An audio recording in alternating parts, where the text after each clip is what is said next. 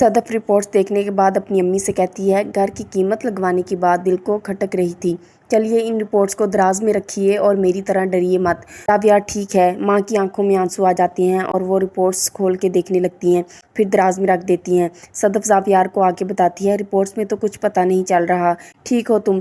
پھر زاویار سے پوچھتی ہے، ایسے کیا دیکھ رہے ہو؟ زاویار کہتا ہے، جب تم جھوٹ بولتی ہو تو آنکھیں چرا لیتی ہو، رپورٹس پڑھ لی کیا تم نے؟ صدف کہتی ہے، ہاں تھوڑا انفیکشن ہے بس، ڈاکٹر نے اس لیے تو بولا ہے 10 دن ریسٹ کرو۔ زاویار کہتا ہے، جھوٹی، ابا نے مجھے سب بتا دیا تھا۔ صدف کہتی ہے، کیا بتایا تھا؟ زاویار کہتا ہے، بتاؤں گا تو دل بیٹھ جائے گا تمہارا، اسی لیے دوستی کر رہا تھا بلال عبداللہ سے، 5-6 کروڑ مل جائیں گے تو کام بن جائے گا اپنا، پھر دے دیں گے نا پاگل، بڑا ہوؤں گا تو کماؤں گا نا، پھر بیگ میں پیسے لے کے جاؤں گا اور کہوں گا جو بھی لیا واپس کر رہا ہوں۔ صدف زاویار کو گلے لگا لیتی ہے۔ صدف ڈاکٹر کے پاس جاتی ہے اور بتاتی ہے، میں ان کی بیٹی ہوں، زاویار کی بہن۔ ڈاکٹر پوچھتے ہیں، کیا کرتی ہیں آپ؟ صدف کہتی ہے، اسی لیے تو آئی ہوں کہ پتہ چلے کہ کیا کرنا پڑے گا۔ ڈاکٹر رپورٹس کا پوچھتا ہے کہ رپورٹس دیجیے۔ صدف کہتی ہے، رپورٹس نہیں لائی، کل دیکھی تو امی کو بتایا کہ سب ٹھیک ہے، آج لے کے جاتی تو کیا بتاتی ان کو۔ پھر ڈاکٹر سے پوچھتی ہے کہ وہ ٹھیک ہو سکتا ہے نا؟ ڈاکٹر کہتے ہیں، ہو سکتا ہے، بون میرو ٹرانسپلانٹ کی طرف جانا پڑے گا اور یہ انگلینڈ یا امریکہ میں ہوگا۔ زاویار کینسر کے 3rd اسٹیج پر ہے۔ صدف سن کر پریشان ہو جاتی ہے اور رونے لگتی ہے، اور پھر ڈاکٹر سے خرچے کا پوچھتی ہے۔ ڈاکٹر کہتے ہیں، مرزا صاحب کا بھی یہی سوال تھا، وہ بھی جواب سن کر چپ کر گئے تھے۔ صدف پھر کہتی ہے، بتائیں ڈاکٹر صاحب، میں اتنی جلدی ہارنے والی نہیں ہوں۔ ڈاکٹر کہتے ہیں، زاویار کے پاس وقت بہت کم ہے، سمجھ لیں تقریباً 8 کروڑ پاکستانی لگیں گے، کم یا زیادہ بھی ہو سکتے ہیں۔ صدف گھر آتی ہے، زاویار اور اس کی ماں قرآن پاک پڑھ رہے ہوتے ہیں۔ ماں صدف سے پوچھتی ہے، پیسے نکالنے میں اتنی دیر لگتی ہے کیا؟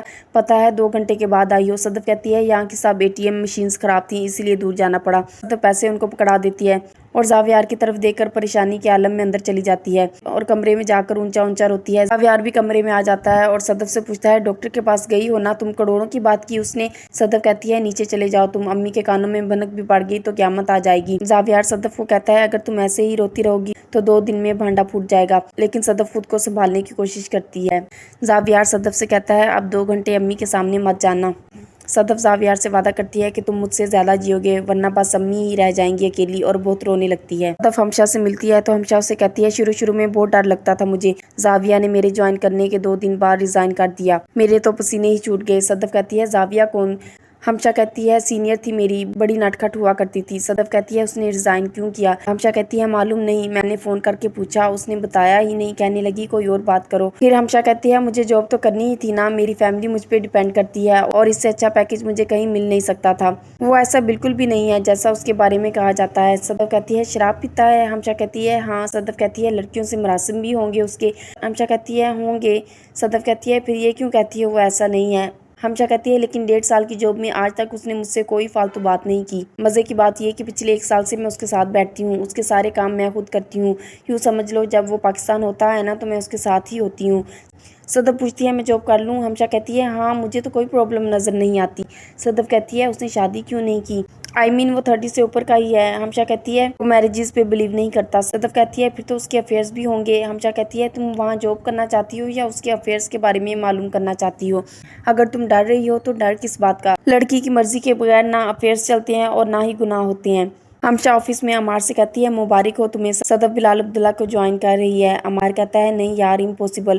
ہمشا کہتی ہے، وہ مجھ سے مل کے گئی ہے، ایک بات پوچھی ہے اس نے مجھ سے، ہم نے اکٹھے چائے بھی پی اور صرف بلال عبداللہ کی باتیں کی، اور اس کی اسمائل سے ایسا لگ رہا تھا کہ وہ ضرور جوائن کرے گی۔ صدف اپنی امی سے اپوائنٹمنٹ لیٹر کا پوچھتی ہے تو اس کی امی کہتی ہیں کہ الماری میں پڑا ہے، زاویار کی رپورٹس کے ساتھ۔ صدف جا کر الماری سے اپنا اپوائنٹمنٹ لیٹر لے لیتی ہے۔ صدف کی امی اسے کہتی ہیں، تمہارے ابا کبھی نہیں چاہتے تھے کہ تم بلال عبداللہ کو جوائن کرو۔ صدف کہتی ہے، وہ تو مرنا بھی نہیں چاہتے تھے، مر گئے نا۔ اب صدف لیٹر لیتی ہے اور کہتی ہے، ڈریے مت، لڑکی کی مرضی کے بغیر نہ افیئرز چلتے ہیں اور نہ گناہ ہوتا ہے۔ عمار صدف کو کال کرتا ہے، پوچھتا ہے کہ تم بلال عبداللہ کو جوائن کر رہی ہو؟ صدف کہتی ہے، ہو سکتا ہے۔ عمار کہتا ہے، کیوں، اچانک کیا ہوا؟ صدف کہتی ہے، ہونا کیا ہے، پیسوں کی ضرورت پڑ گئی ہے، یہاں اچھا پیکیج مل رہا ہے اور بلال عبداللہ کھا نہیں جائے گا۔ عمار کہتا ہے، میں تم سے ملنا چاہتا ہوں، کچھ ڈسکس کرنا ہے تمہارے ساتھ۔ صدف عمار کے پاس جاتی ہے۔ عمار صدف سے کہتا ہے، تم سے شادی کرنا چاہتا ہوں۔ صدف کہتی ہے، یہ کیا بکواس ہے؟ عمار کہتا ہے، یہ بکواس نہیں ہے، میری فیلنگز ہیں۔ صدف کہتی ہے، کوئی اور بات ہے تو کرو۔ عمار کہتا ہے، بس اسی ایک بات پہ ساری باتیں کہہ دی ہیں، مان لو، کچھ بھی کہنے کی ضرورت نہیں پڑے گی۔ صدف کہتی ہے، کیسے مان لوں؟ عمار کہتا ہے، برائی کیا ہے میرے اندر، کیا خرابی ہے، پڑھا لکھا ہوں، شکل بھی اچھی ہے، کریکٹر بھی اچھا ہے۔ صدف کہتی ہے، پیسے کتنے ہیں تمہارے پاس؟ عمار والٹ سے پیسے نکالنے لگتا ہے تو صدف کہتی ہے، تمہارے والٹ کی بات نہیں کر رہی، تمہاری اوقات کی بات کر رہی ہوں۔ کرائے کے فلیٹ میں رہتے ہو, 1.5 لاکھ سے زیادہ سیلری نہیں ہے اور گاڑی 4-5 لاکھ سے زیادہ کی نہیں. پھر کہتی ہے 7-8 کروڑ روپے لا سکتے ہو. عمار کہتا ہے کیا مطلب؟ صدف کہتی ہے مطلب اتنے پیسے لے آؤ تو میں شادی کر لوں گی. عمار مذاق سمجھتا ہے تو صدف کہتی ہے مذاق نہیں کر رہی, سچ کہہ رہی ہوں میں اتنے سستے میں نہیں ملوں گی تمہیں. عمار کہتا ہے کیا کرو گی اتنے پیسوں کا؟ صدف کہتی ہے موت سے اپنے باپ کے مرنے کا بدلہ لوں گی. ہمشہ عمار سے پوچھتی ہے کیا ہوا؟ عمار اسے بتاتا ہے کہ صدف شادی کے لیے 8 کروڑ روپے مانگ رہی ہے. ہمشہ ہنسنے لگتی ہے اور کہتی ہے اصل میں وہ تم سے شادی کرنا ہی نہیں چاہتی. عمار کہتا ہے ارے نہیں, وہ بہت سیریس تھی, کوئی بات ہے جو وہ چھپا رہی ہے. صدف بلال عبداللہ کے آفس سے ملنے چلی جاتی ہے. یہ تھی سن میرے دل کی 7واں ایپیسوڈ. کمنٹ سیکشن میں اپنے خیالات کا اظہار ضرور کیجیے گا. مزید ویڈیوز کے لیے چینل کو سبسکرائب اور بیل آئیکن کو پریس کرنا مت بھولیے. شکریہ.